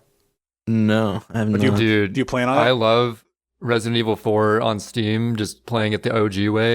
You gotta try it, bro. It got nominated for like best VR game, but maybe there's like only 5 VR games that come out a year. So I haven't looked into it at all. But hey, if you have a headset, hey, Sid recommends. It doesn't really slide off the tongue as well or roll off the tongue as well. But you to play Resident Evil 4 VR and nobody else. Nobody else play it. Okay. Only You know Red. what? I'm gonna recommend it purely based on the regular experience playing it and assuming it's good on VR. I'll So- play it, and the next time you have me on, I can review it. Perfect. Cool. That sounds like an awesome deal. You know what I'm hype about, guys? What do you have about? Namco Museum Plus. You hear about this? Oh, I'll be Anyone? right back. Yes. Going I only heard about it because you tweeted about it. I saw So your only- tweet. So only I care about it. Okay. Why Yeah, do you so love Namco Pac-Man Museum- so much? All you do is go waka Well, waka first waka. of all, second of all, Actually true. third of all, okay. Dude, Namco Museum. So I had Namco Museum and the Pac-Man collection on GBA growing up. Each one had 4 or 5 games, like regular Pac-Man, Pac-Mania, Pac Attack, personal favorite, and a couple others. But this is a monstrosity, except in a positive sense. Wait, is this like a rare collection or something It's like a behemoth. I mean, it's not as like technical of games as the Rare Collection. It's just Pac-Man, that? Okay. but it's got 17 games on it. It's got Pac-Man Championship Edition. It's got Pac-Mania, like I said earlier. Does That's it a have 3D Pac-Man. Does it have Championship Edition DX on it? That might be the one. I don't actually know which one's Okay. which for that. I've never really played those. Okay. But what I'm excited about, this will actually, so it comes out in May, and I'm going to be getting it just because I love Pac-Man and I'm a weirdo. Before the Um, Cuphead DLC. This will be my excuse because I became quite good at the puzzle game Pack Attack during my Pac-Man World 2 grind, in which after every session of attempts for the 80% grind, I would just do like a couple rounds of Pack Attack and then just play through it. And it's such a simple game compared to Tetris, even though it looks like Tetris. I actually got quite good at it. And that version of Tetris, or not Tetris, the version of Pack Attack on Pac-Man World 2 has a hardest difficulty, a secret difficulty. It's not God hard, it's called God hand. Ah. I don't know what that even means. It's but it's a typo. It's a typo. it's a typo of God It's hard, definitely a clearly. typo. It's a difficulty where it starts on level 900 and goes to 999, the final level in the game. Mhm. And it takes about 30 minutes. To go from 1 to 999 would be like a fucking marathon. It would take hours. I don't know if anyone's done that. But I always wanted to like eventually try to beat the whole game on level 900 start. And I'm hoping that the Namco Museum Plus version of Pack Attack has that difficulty selection. If it doesn't, I'll be really sad. But if it does, I kind of want to grind that to see if I can beat that just for the whole challenge of it. Could be fun. So Add it to your video game resume. that would be resume worthy for sure. Because you got to be. The thing is, on the difficulty, the way difficulty works in Pack Attack, there are more pieces in between each Pac-Man that comes down to eat the ghost, which drops the bricks down to like clear lines and stuff. Okay. I think on the hardest difficulty on 900, there's like 10 pieces between each Pac-Man, which gives you very little room for error. So you got to be like pretty much perfect, pretty consistently the whole way through. Yeah. My current PB is only like 937.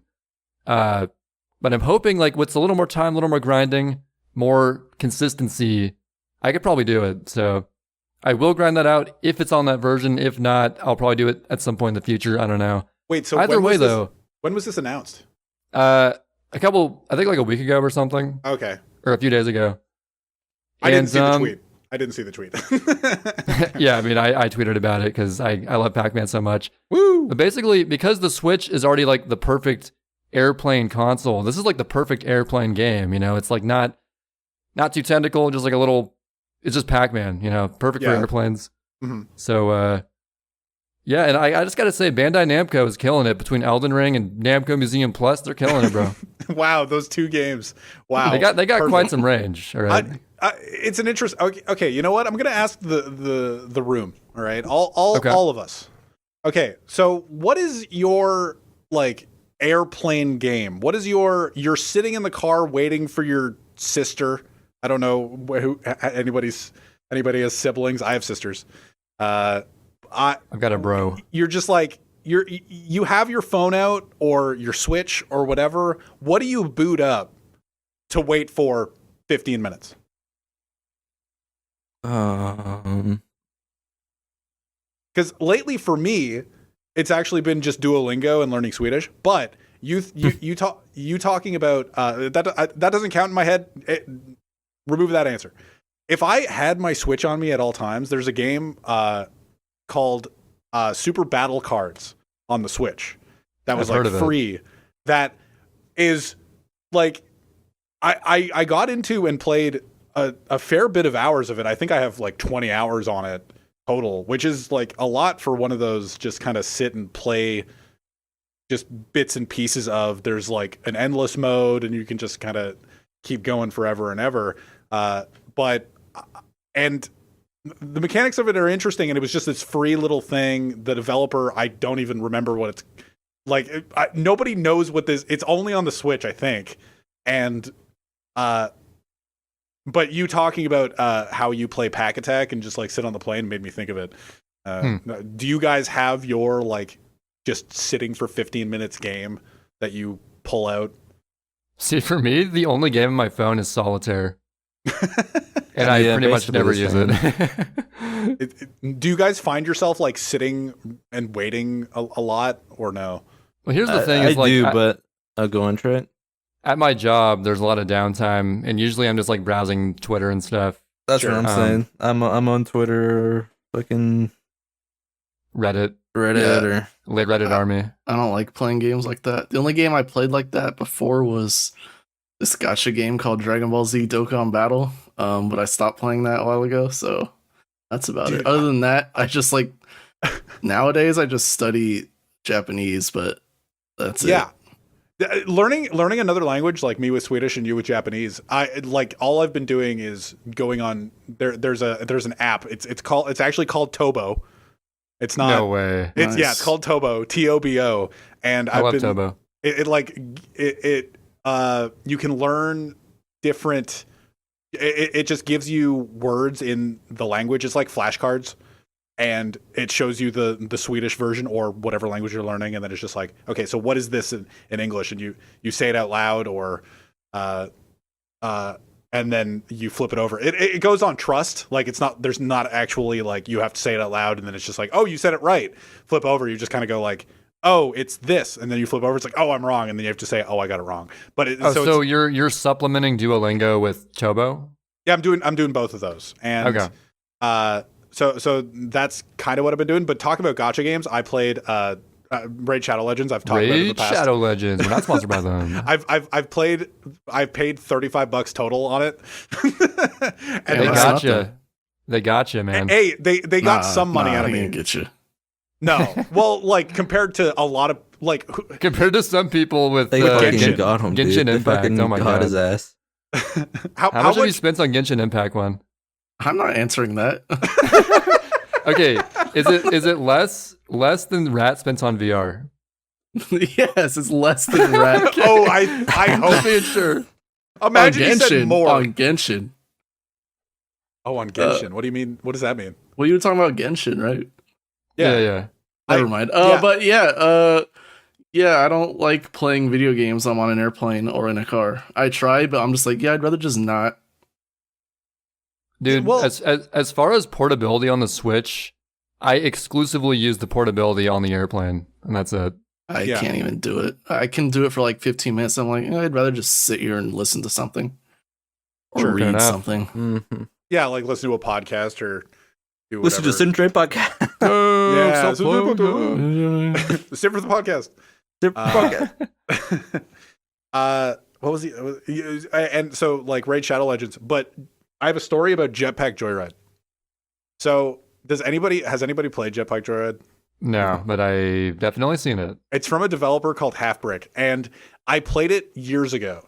And it's just like one of those endless runners where you collect a bunch of coins and just try to survive as long as possible, and you get more and more coins as you survive.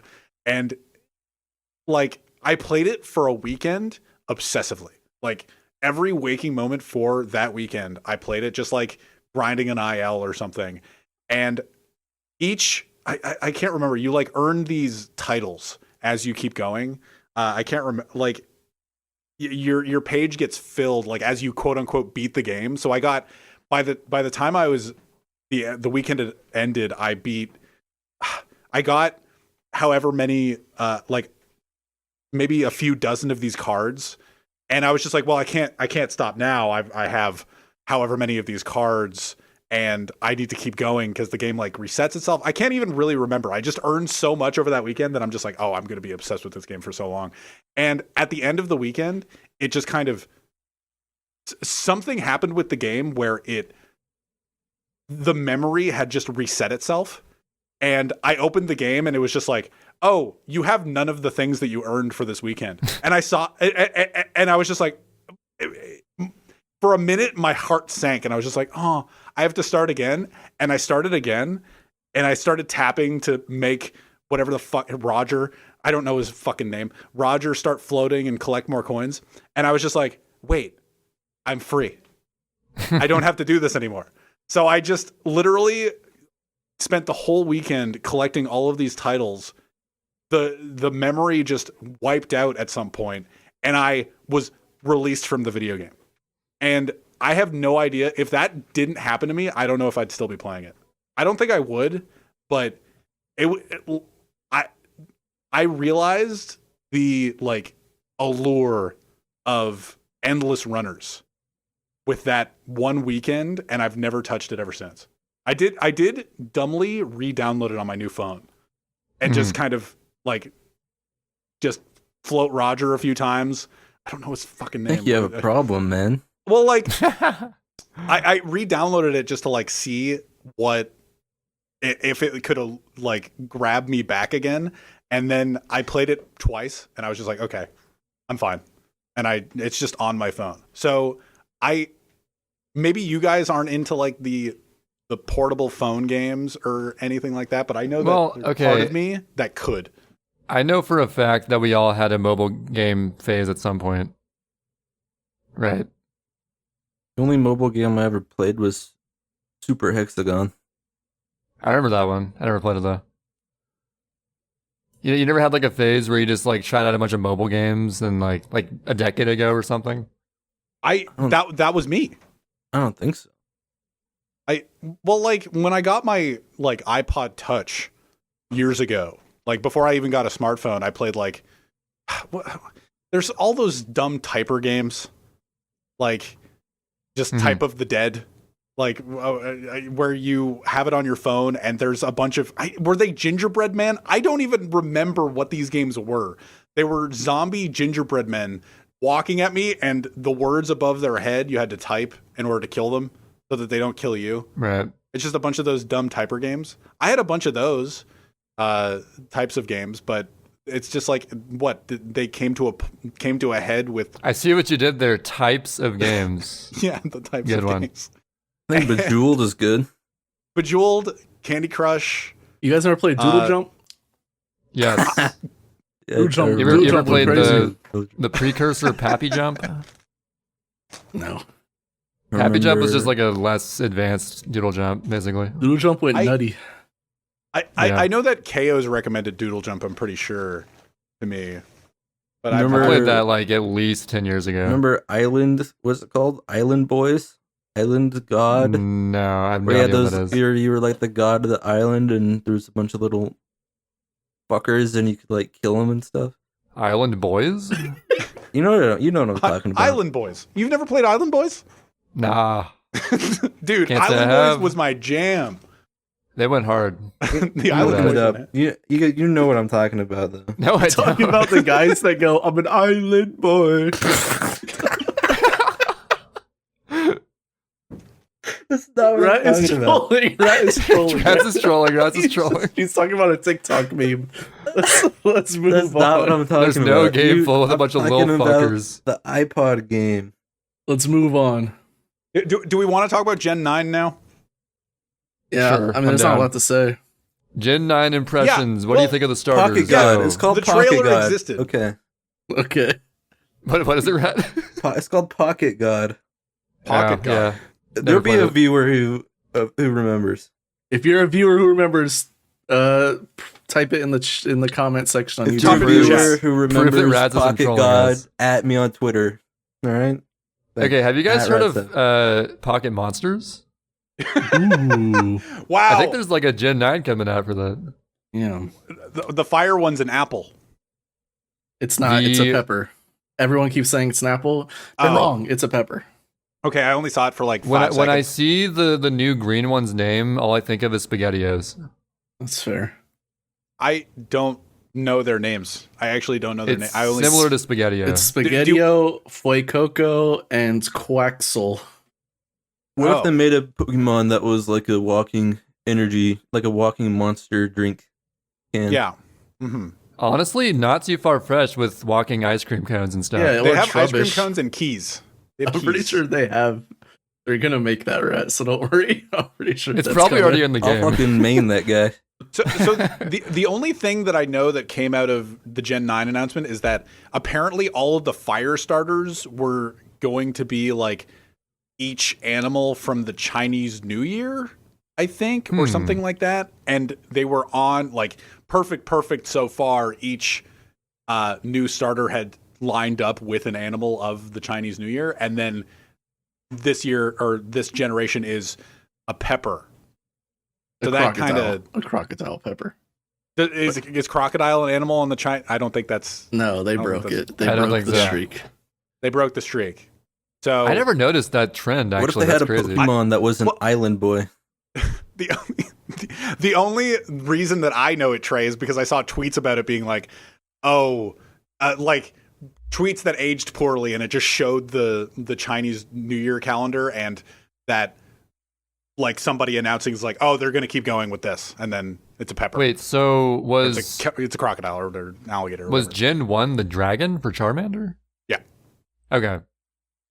I was like trying to think, which one is that? Yeah. I don't know which one fits where. I don't know any of the other starters other than Cyndaquil. What is Cyndaquil? I don't even know. Yeah, what is Cyndaquil supposed to be? But Animal apparently rat. A rat? It's a rat. A fire rat? He's a little brat. He's a little rat. So, Gen 9, it exists, but we don't know past that. Well, We know what the playable characters look like, and they change appearance based on which of the games you choose. sure. What Well- has become most obvious with Gen 9 is that Mm-hmm. it looks like, I mean, it's pretty obvious that Arceus was basically a beta test release for the engine for Gen 9. Because Gen 9 just looks a tiny bit better. And it is completely open worlds now. Where Arceus was not completely open world. There were like sections of the map you had to unlock. Wait, how do you know that it's completely open world now? They've said it like 57 times in all their marketing, and it's on their website Sid. and all that. I'm sorry. I don't pay attention to the marketing of Pokemon. That's my bad. Sorry, Yeah, Rat. that's your job, Quan. That's what we I have think you I'm on. going one to of their- apologize to Rat. On one of their tweets, I think they announced it was a complete open world like 3 times in one tweet. Like, in this all new open world adventure, for the first time, you can explore this open world as much as free as you Open want. world. So yeah, it's Okay. the very first actual open world Pokemon game. Mhm. It looks like they just started development on it like as soon as they were done with Sword and Shield, so it's been about 3 years. And then they just kind of released Arceus as a beta test. People went and looked at the dev list of Arceus in the credits, And there were a lot of like devs missing from that game that dev like actual Pokemon games. So it was definitely like a side team, a B team to that developed Arceus. But the B team made a better game than most of the A team, right? Yeah, for sure. But isn't that weird? It appears as though like the direction of Arceus was mostly aligned with the direction of what Gen 9 seems to be doing, which is promising, we should say. So does this officially spell the end of the same game every gen to get the 8 badges, defeat the Elite Four over and over again? There'll probably be something like that, or that might make a comeback. No, it's definitely going to be some type of gym stuff, but they could easily implement level scaling and stuff like that. What the anime has done in other forms of Pokemon media is like they've legit straight up said like, yo, every gym leader has like 6 Pokemon, but they'll like see how many badges you have and they'll like adjust their team according to it. So it makes sense, like in the canon, that like gym leaders hold back depending on how far you are in your adventure or whatever. So level scaling could be really easy like that. I don't see them going away from the basic gym notion. It's just I guess I never thought about that. So like in Pokemon, even more so than a Breath of the Wild or an Elden Ring, if you're under-leveled for an area, you stand literally no chance. I mean, so would it have to like either super lead you in the right direction or like massively scale for you in some way? Well, it could also be that if you just can't beat a guy like Arceus in the first area, there'll be a level 40 Alpha Rapidash that if you choose to fight, you're gonna get obliterated. Sort of like how Xenoblade has like a level 98 crazy guy and like in the first section. It's just, that is literally like they took a page out of the Xenoblade game design book for that. Yeah, that Rapidash is what I see every Arceus gameplay like clip on Twitter. When the first week came out, it's just like, oh, there's a Rapidash over there. It's level 42, right? Or something like that, right off the bat. Yeah. So hopefully it goes more into that direction. We'll see how, if there's the action implements, if they implement action like they did in Arceus as much. It doesn't seem like it's going to be as oriented towards that, because in their press release or their website, they made it, they specifically said you battle Pokemon to catch them, which in Arceus you don't have to battle Pokemon to catch them. You can catch them in a multitude of different ways. So with Arceus, I've only seen them you know what?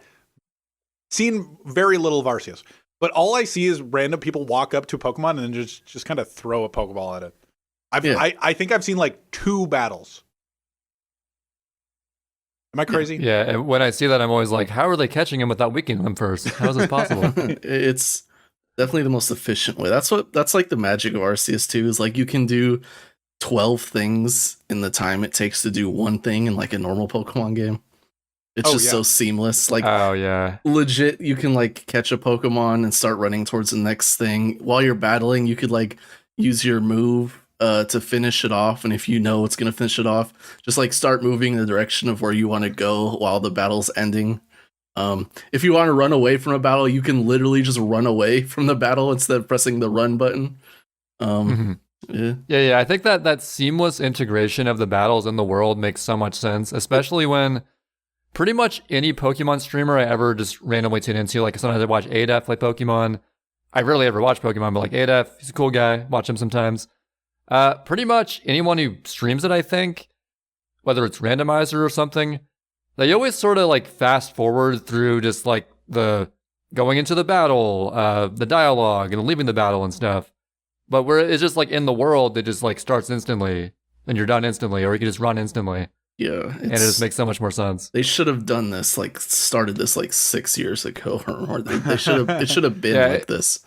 It's kind of dated having like every single encounter. You just gotta wait for the thing to start, and then you do the thing, and then you wait for it to end, and then If they release another Pokemon game where I have to sit through like a transition cutscene into the battle, I'm not playing it. I'm done. They already spoiled it for us, so damn.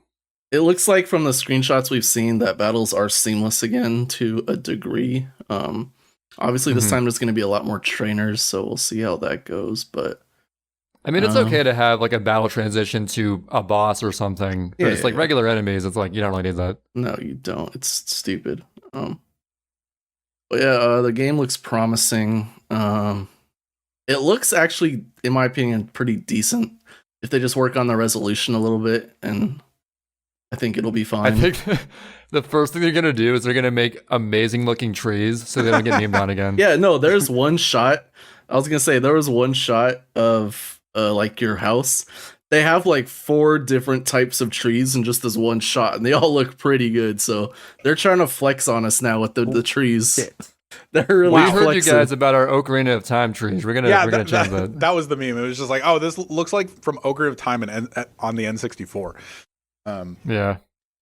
But yeah, the game looks promising. It looks good. The Pokemon art style too. The Pokemon themselves looks more like the Pokemon Snap art style, which was amazing. So that's good. Just in general, it's looks like where Pokemon should have been like 7+ years ago, and they're finally getting there. Nice. I frankly don't know what else to talk about. What does anybody you got anything you want to throw out there, Rat? Rat recommends Archive 81. It's a show on Netflix. Ooh, There we really go. Good. Really Archive good show. 81? What's it about? 81. That's the number, right? Archive. Got to make sure it is 81. Archive 81. Yeah, Archive 81. It's like a show about this guy who like restores like old media, like old like tapes. Sure. And like this guy hires him to restore some old tapes that were like saved from like a fire.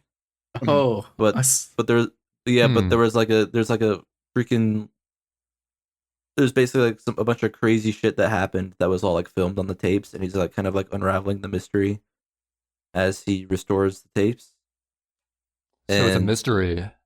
Yeah, it's pretty nuts actually. It's a I really watched- I'm good. just looking for a good I'm not mystery. even done I'm with not- it. I'm not even done with the show yet, but it's nuts. I watched the first down like for a good 20 mystery. minutes of episode 1 of that show. And what did you think? I don't remember. I wasn't really watching, but it piqued my interest enough to turn it on, so I'll give it a shot for sure. Ooh. You should watch more. It's really good. Can I make some recommendations? Kwan recommends. Swan recommends. We're gonna start with gaming, okay? All right, gaming recommends Genshin Impact, amazing game. Still Wait, playing it. why?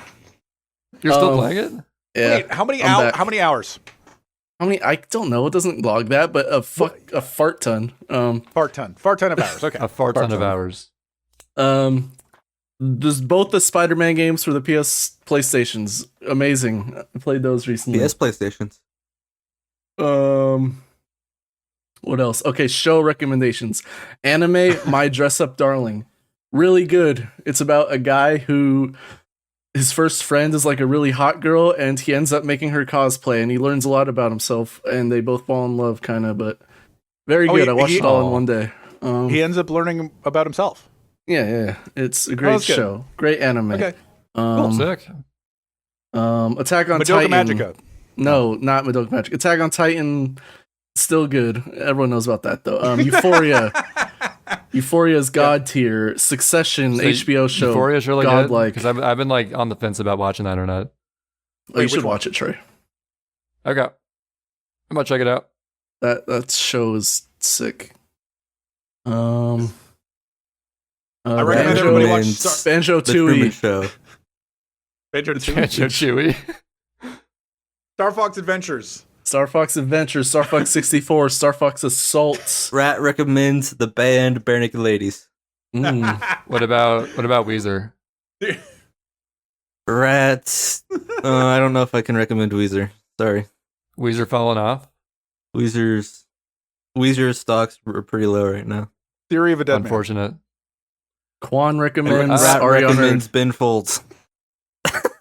Wait, what did Rack recommend? Sorry. What? I recommend Ben Folds. Oh, you recommend Ben Folds of the Ben Folds 5? I do recommend Ben Folds of the Ben Folds 5, both solo and in the Ben Folds 5. Okay, cool. All right. And Ariana Grande. Ariana Grande, twice K-pop group, J-pop musician Yoasobi, very good. Yeah. I hope it's we gotta distinguish, like, these are Quan's recommends, like none of us necessarily agree with these, so these are see, so everyone's opinions are their own. The rat recommends 100% certified bangers. Quan recommends you gotta tread lightly in there a little bit. Lightly. Yeah, you tripping.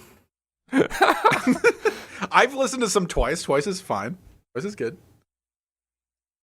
Okay. In my one piece of news this podcast. Yeah, okay. Our boy Cheese05 got the 120 star record bag. Let's go. Woo! Speed running. We do speed run. Quan speed runs. Rat. No, we all speed run all the time. No. I speedrun. I definitely speedrun. Rat I speedruns more than me. I just wanted to say that I'm proud of Cheese. I knew he could do it. He's a legend. Hey, he's been on the show. True. I even saw him in person the past week at Glitch Infinite. So that's I got a speedrun shout out. Mario Kart DS TikTok clock IL has been beaten twice in the past like a week. Was it MK Dasher or someone else? I have no idea. I just know they got beaten twice because Huff told me for some reason. This MF's name really MK Dasher. Hell yeah. He's quite good. I think he's from Spain or something. Well, guys, I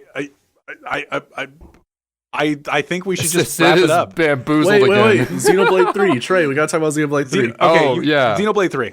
We got to wrap up with the grand finale. What are your thoughts on Xenoblade 3, Quan? Bro, that game looks fire. I never thought I'd be excited for Xenoblade 3 because I don't know. Really? I didn't like Xenoblade 1, and I'm just like, but I'm just 2 is the sequel, and you like 2. Yeah, I thought I would play it, but I never thought I'd be truly excited. But I'm excited because mostly the character designs are all sick as hell. I love every character they showed. I am gonna marry that origami guy. That guy is so sick. Well, what's your thoughts on the Nopon with an afro? I don't care about Nopons. I hate Nopons. Dude, I love the Nopons. I don't care what anyone says. They're so cute. And I love the two cool. I love the two villains they show at the end. I'm a sucker for like the Vader-esque, like the mask, like muffled talking people with that sounds badass. Oh, the person who's supposed to be like Melia and then Nia, I guess. Yeah. Well, not supposedly. Nia. I think one of them's Nia. Well, yeah, the main girl. Right? I think isn't like the person who looks like Nia that's like related to Nia, but Nia is like one of the masked people, I think. Wait, really? That's wild. I feel like Enel, Enel, of course. Yeah, he's a god. I think Enel mentioned that like in a theory video or something, but I might have been misremembering just now. I'll say this right now. There's no way any like actual physical Xenoblade 2 or 1 characters show up in the game in the first like 2/3. I think they're saving that for like a crazy type of ends type of thing.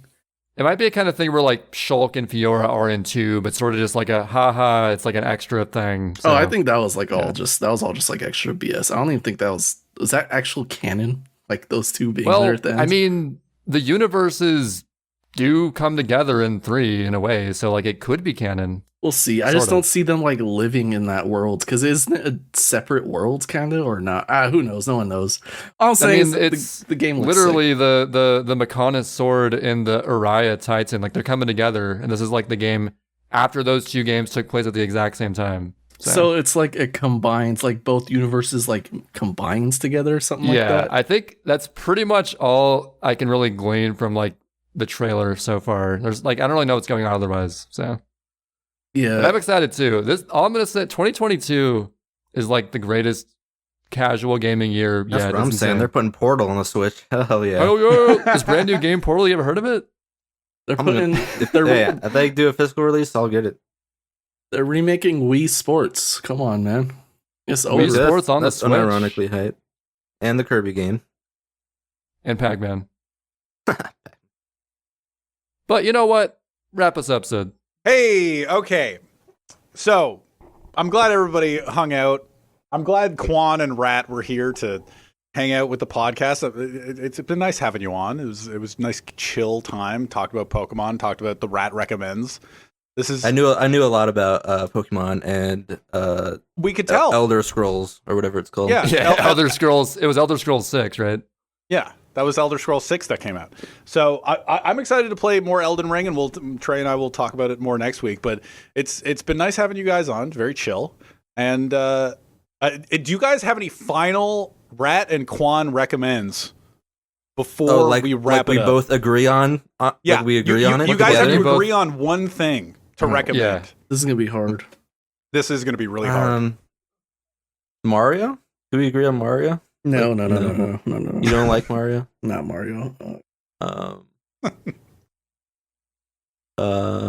Think hard. So while they're thinking, I'm gonna say that we're on Spotify and Google Podcasts. This has been episode 36 of Video Games Are Hard. Next week, Trey and I will be back alone, and you guys keep going.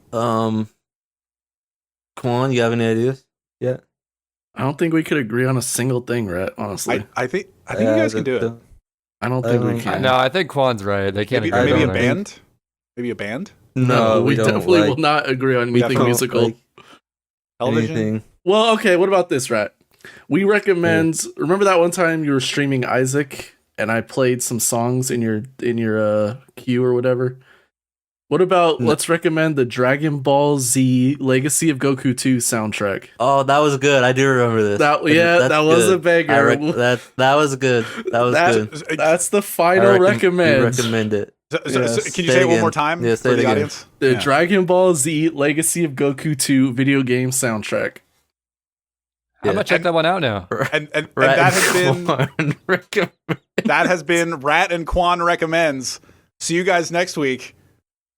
Bye. Bye. Bye.